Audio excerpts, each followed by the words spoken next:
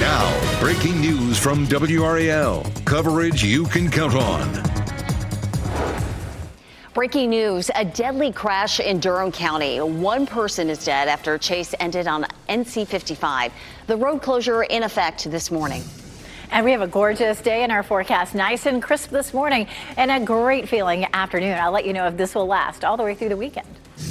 And a crime bill deadline. Today is Governor Stein's last opportunity to act on the bill written after a woman was killed on a Charlotte train. The governor's options and the content of that legislation. One of many stories we have for you on your Friday morning. Thank you so much for joining us here. I'm Michelle McConaughey.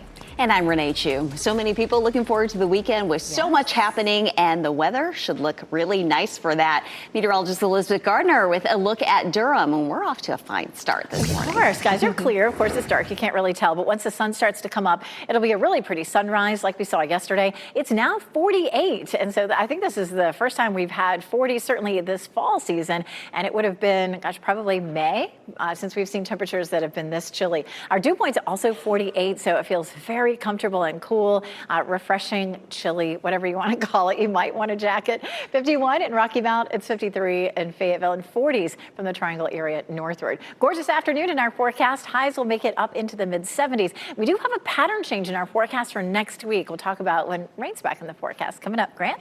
Yeah, great views this morning on our traffic. I-40 at I-540 looking good so far this morning. Of course, picking up just a little bit this morning, especially towards the airport. You're going to see some more folks head towards the airport this morning, but so far, so good. Looking at those delays across our area, not seeing any major concerns. We were watching one accident just west of Moore Square this morning, but not seeing any delays there. A 1 minute delay from Knightdale now and a 1 minute delay from Wake Forest. No delays from Apex or heading east on I-40 this morning. And also from I-85 north from Hillsborough heading towards Durham, not seeing any delays. Tune us in on the radio, 101.5 HD3. Grant, thank you. This morning, one person is dead after a chase with deputies led to a crash. The crash happened on NC 55 near Riddle Road in Durham County. That's where we find WRAL's Kelsey Coffey. And Kelsey, that road there has been closed for several hours. Yes, Renee, and we're expecting for that closure to last a lot longer here. At least one person is dead after a chase led to a crash here on NC 55 near Riddle Road. So you can see that road closure here behind me. They do have one side of the road open just to let local traffic through. But we'll show you some video now from the WRAL breaking news tracker so you can see the aftermath of that crash. A car and truck crashed around 11:30 last night, according to State Highway Patrol. SHP says Durham County Sheriff's deputies were involved in a chase before the vehicles collided. The Durham County Sheriff's Office is investigating the chase, and Duke Energy is working to replace utility lines that were damaged during the crash.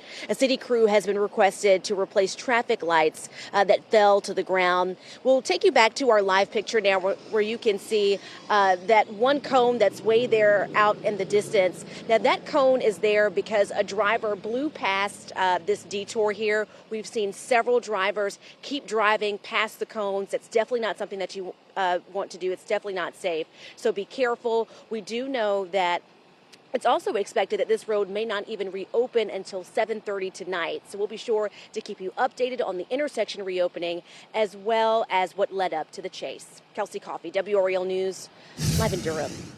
And right now, Raleigh police are investigating after a shooting left someone seriously hurt. This is video from the WRAL Breaking News Tracker on Green Lantern Street around 11 o'clock last night. Our crew on scene saw a dozen RPD cruisers and the neighborhood completely blocked off with crime tape. Officers tell us one person was taken to the hospital with serious injuries. They say they have not arrested a suspect and do not have a person of interest. We've reached out for more information on what led to the shooting. Red Hat says someone accessed their company data. IT news outlet The Register says more than 500 gigabytes of data was stolen. Red Hat is looking into the hack, but the company says it does not believe any sensitive personal data was taken. This morning, the SBI is investigating after a person was shot and killed by an officer. Investigators in Robeson County say multiple agencies were serving a warrant in St. Paul's when the suspect got out of a camper and fired several rounds at officers. They returned fire, hitting the suspect, who was later found dead inside that camper. This morning, we now know a propane leak led to a food truck explosion in Chatham County. Pictures show the scorched interior. 2 workers inside went to the hospital. It's not clear how serious their injuries are. This happened while people were setting up for the Shikori Hills Music Festival. It will go on as planned this weekend. Governor Stein has until the end of the day to decide on what to do with a crime bill. The bill would provide more money for prosecutors in Charlotte and eliminate cashless bail. The GOP-authored crime bill was crafted in response to the deadly Charlotte rail stabbing of Irina Zarutska. Governor Stein has until midnight tonight to sign the bill or veto it. He could also let it become law without his signature. And the Johnston County District Attorney is developing his own methods for cracking down on crime. He's assembling a task force to catch and prosecute dangerous offenders. Jason Waller sat down with WRAL's Destiny Patterson, explaining how the task force could help bridge communication between law enforcement and the court system. Each law enforcement agency in the county makes up the task force, along with Waller's office. Designated prosecutors work directly with law enforcement to handle the identified cases. We want to make sure we're focusing on those individuals so that they don't fall through the proverbial judicial cracks and be part of the revolving door. Waller says they've already identified several cases, but couldn't say which ones. Happening now in the WRAL Live Center, we are keeping a close eye on the government shutdown as we take a live look this morning at the Capitol. Today will be a crucial vote in the U.S. Senate, so all eyes are on the U.S. Senate. Lawmakers scheduled a 4th vote on a spending bill to end the federal shutdown with no changes to the bill since the previous 3 votes that failed. Chances of passage may be slim. Democrats say they have not received calls to negotiate since Monday's meeting at the White House. Republicans are blaming Democrats, saying that they're catering to the far left. Now, senators on both sides of the aisle say today's vote is crucial. We'll, of course, keep you updated here on WRAL. And the government shutdown is expected to worsen the issues local food banks are experiencing right now. The USDA cut $1 billion in funding for programs at food banks and schools. And now, as the shutdown continues into day 3, more funding food banks often rely on goes away. At the Interfaith Food Shuttle, they're helping local churches and food banks organize emergency boxes. The food shuttle serves 7 counties in North Carolina, and the food shuttle's CEO says it's been a challenging year. In spite of the federal cuts in commodities, they are still pooling resources and trying to bring in food from every angle that they can to prepare these emergency boxes to make sure that their local pantries remain stocked, because we do expect to see those lines increase. The food shuttle is expecting expediting outreach programs that help those facing hunger build resiliency and self-sufficiency. This morning, Swifties are celebrating the release of A Life of a Showgirl. WRAL's Ali Calabar is live at Target in Garner this morning. And Ali, I know you're with fans as they waited and stayed up for that midnight release. No surprise, quite the turnout there. There was a lot of excitement in the back of this Target around midnight. Some fans even staying there for about 3 hours just to secure that special edition vinyl or CD. Take a look at this. You can see there's that long line of fans. It was a whole celebration around midnight last night. There was about 50 to 100 people waiting in line. Now, The Life of a Showgirl is Swift's 12th album. It has 12 songs, and she wrote it during her Eras tour. Listen to this. Erica Johnson, she stayed up late to make sure her daughter got one for her birthday. So my daughter is 14 years old, and she's a really big Swiftie. Like, her whole room is just Taylor Swift. That's all she asks for is, can you get me this vinyl and that vinyl? And so just being able to get her special edition one is fun. Now, this Target location says they do have some vinyl and CDs left over for this morning. Now, there was a little station there to make a friendship bracelet. And you can see mine says WRAL, so hopefully we're friends. But there are tons of other opportunities to make friendship bracelets. There are several events throughout the Triangle this weekend. You can go to WRAL.com for that. Reporting live in Garner, Ali Calabar, WRAL News. Allie, we are. And Michelle and I would love those WRAL friendship bracelets as well. Some Swifties started the party early last night. Tin Roof Raleigh hosted a pregame of a Showgirl event. Fans danced to a full night of Taylor Swift's music ahead of the album release. Over in Rocky Mount, city and state leaders have known about financial challenges in the city for years. New documents show several rounds of back and forth between the city and state about Rocky Mount's money troubles. Now Rocky Mount has 10 months to find $30 million. At a community meeting about the budget last night, residents shared a lot of frustration. A lot of people there say they feel like they are paying for the city's mistake. But council member Jabaris Walker says it's time to look forward. Would have done a lot of things different. A few things I would have definitely done different. But you asked all the questions. You asked them. We asked them. As a council, from the mayor's office, we asked those questions. This is what we was presented. We really felt and thought every decision we made was for the betterment of the city. And the documents that we obtained do not explain how the city's savings dropped from $100 million down to $20 million in 2 years. That's what city leaders are trying to figure out. Coming up, delivery drone crash. Amazon pausing their delivery drone program. The in-air collision that led to the decision. Plus, Triangle Oktoberfest. You can enjoy some culture and brews today in Cary. More details of this and your other weekend best bets ahead in our Out and About segment. And look at this. We hit 48 degrees. It hasn't been this chilly since the end of April. I'll show you how long our weather will be a little below normal coming up. As you get into your car, tune to WRAL News Plus on your radio. In Raleigh on 99.3 FM. In Durham, 96.5 FM. And everywhere on 101.5 HD3.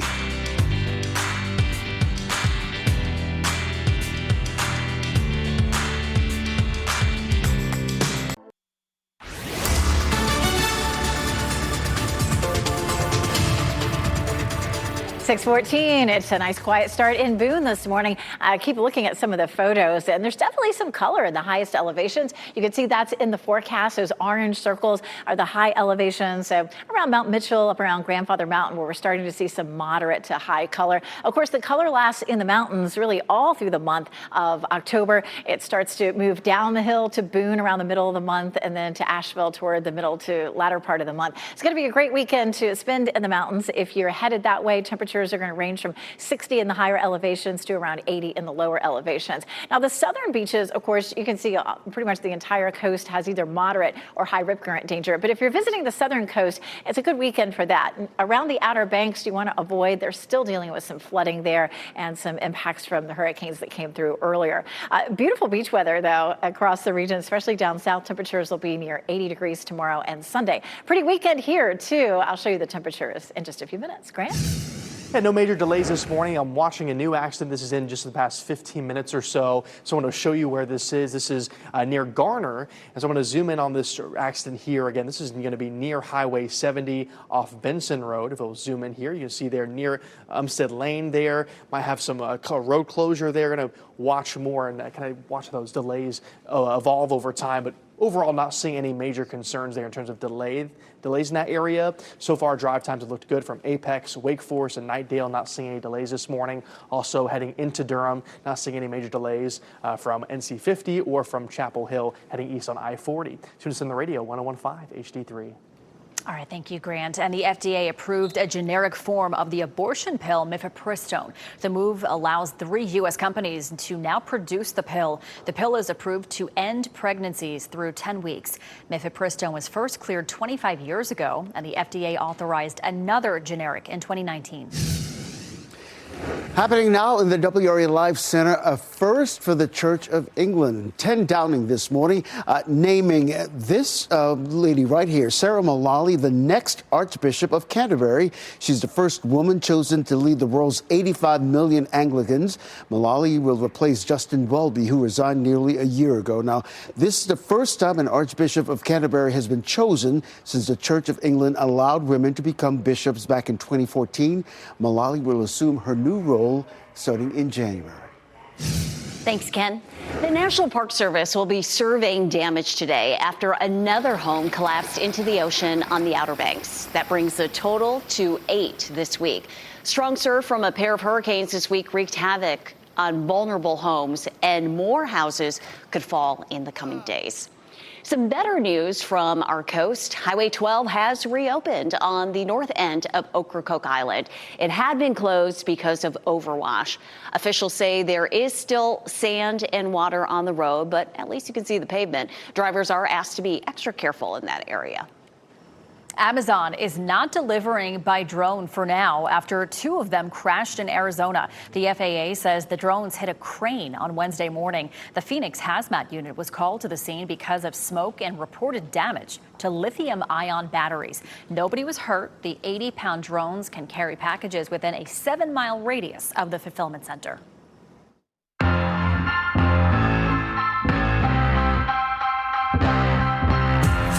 There are so many fall festivals and celebrations in the Triangle this weekend. Yeah, it's time to take a look at WRAL's Out and About Best Bets. Tomorrow, autumn lovers can enjoy live music, hay rides, free pumpkins, and more at Dix Park. The Falling for Local Festival will run from 11 until 6. This family-friendly event is open to the public. It is free to attend at Dix Park. And the 11th annual Triangle Oktoberfest that kicks off today at Cary's Cocoa Booth Amphitheater. The festival is to celebrate German culture while also supporting local charities. The head of the Triangle Oktoberfest Rotary Foundation says they've raised over $165,000 for charity last year. You can get tickets on the amphitheater's website or the box office. On Sunday, the city of Durham will get out on the road to celebrate non-motorized travel. From noon to 4 p.m., more than a mile of road will be closed to cars and open to families to walk, bike, or roll and participate in all kinds of fun activities. The Move a Bull City Open Streets, get it, Bull, B-U-L-L. That event shows how streets can be enjoyed safely and for fun there in the Bull City. There will also be a DJ, performance stage, and food trucks. For more weekend best bets, go to WRAL.com, search Out and About. There's always so much to do on the weekends. It's fantastic. And with all of that in mind, you want the good weather as well. And we're going to have it this weekend. Yeah, our weather here will be great. Along the coast, though, they're still going to feel some of the effects from those hurricanes that are way out to sea there, Elizabeth. It's a bit of an unusual situation. I mean, both of the storms have dissipated just into, waves or low pressure systems, and they're way, way far away from the Outer Banks. But we continue to have some advisories for the Outer Banks. Take a look. High surf advisory, a coastal flood advisory. Still could see as much as 2 or more feet of water above normal, especially during the high tides. And there still could be parts of Highway 12 that are closed. Of course, Renee was telling us about the fact that the part near Ocracoke has opened. But this is going to be a good place to stay away from over the weekend. Of course, 8 houses in Buxton have fallen into the water. And you can see our rip current danger up and down the coast is moderate to high. Now, from Atlantic Beach southward, the weather will be perfect for a beach weekend. You just want to make sure you're not getting in the water. It looks dangerous for that. Taking a look at the tropics, couple of systems that we're watching. One could develop over the Bahamas and move over Florida, but there's only a 10% chance that it develops. But the wave coming off the coast of Africa went from 20 to 30% chance over the last 24 hours. So that one we'll watch a little more closely. It's nice and quiet in downtown Raleigh right now. We have a beautiful start this morning. Temperatures are in the upper 40s to low 50s. A beautiful weekend for football. Carolina plays Clemson, kicking off at noon at 70 degrees, and Campbell plays at NC State, 2 o'clock, 76. Going to be just beautiful. For anything you have planned Saturday, maybe you're headed over to Dix Park for the Fall Festival or hunting pumpkins somewhere. Our high Saturday will be 76, and we're looking at lots and lots of sunshine. Our next weather maker comes the middle of next week. That's when we'll have the next best chance for rain. We could see that starting as early as Tuesday, but certainly look at that 30% chance Tuesday, Wednesday, and Thursday. So Tuesday, Wednesday, Thursday, we have 30 to 50% chance of rain. We still need some. Our drought monitor for parts of our viewing area is at moderate drought. We'll take a look at that coming up. But temperatures are going to be fantastic for the weekend. Today, 75 and then near 80 on Saturday and Sunday. And the humidity stays low. Grant, this is why we see so many festivals this time of year. I know. It's beautiful out there. It was super comfortable this morning. I've loved it. Yesterday was also great. So get out and enjoy it. It's going to be nice. Traffic-wise this morning, all is looking great. Seeing a lot more cars, though, this morning on I-40 at I-540 this morning near the airport. Of course, I'm sure folks are headed to the airport, but heading to the work this morning. So might see some minor delays there, but overall, no major concerns on our roads this morning. Was watching an accident near Garner, but not seeing any delays from that. So drive times look really good from Knightdale Apex, not seeing any delays there. Also to the north and west, closer to Durham, not seeing any delays this morning. East on I-40, not seeing any delays there. And from 98, from NC 50, not seeing any delays as well. Tune us in on the radio, 101.5 HD3. Thanks, Grant. State fair changes. Go Durham will be giving rides to the fairgrounds. The other exciting developments as the fair's opening day gets closer. And there's a new album out. Taylor Swift's new album, Life of a Showgirl, dropped at midnight. We are looking at some of the watch parties today after the highly anticipated release.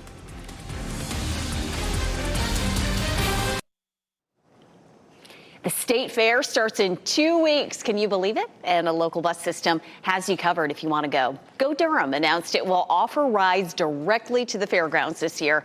First come, first served. The transit system will have at least a dozen buses going each way every day of the fair. The rides are free. Changes to the state fair this year include new bathrooms and dozens of new food options. 85, in fact. You can see what else to expect at this year's fair. Read all about it on WRAL.com. This What's Trending report, sponsored by Rug & Home. Swifties are celebrating a new album this morning. It's time for a look at what's trending. As of midnight, we are officially in the showgirl era. Taylor Swift put out her 12th original studio album and her first since becoming the owner of her entire music catalog. There are so many celebrations and listening parties across the Triangle today. We showed you one long line for a release there in Gardner. For more information on those watch parties, go to WRAL.com, search Taylor Swift. A lot of people excited for this album. 1 minute after the album's release, Rolling Stone actually issued it a 5-star rating. So apparently it's good. It's good to be in love, write about songs, about the love of your life. There's a song on there called Opalite for Travis Kelce because he's a Libra. Birthstone is opal. Oh my goodness. So so there are a lot of songs about Travis that people are digging into. Elizabeth Gardner in the WRAL Severe Weather Center. Hey, it's a good day to be right here, that's for sure. Just a little bit of daylight now showing up at Carr Lake. It's going to be a fantastic weekend to spend some time outside. I'll walk you through the temperatures and when we'll see the next chance for rain. Years of trouble. New documents show the city of Rocky Mount has been struggling with money for a long time. We hear from residents as those documents are released. Plus, chase and closure. One person is dead and NC 55 is closed after a crash. What investigators are sharing about the chase that led to this scene.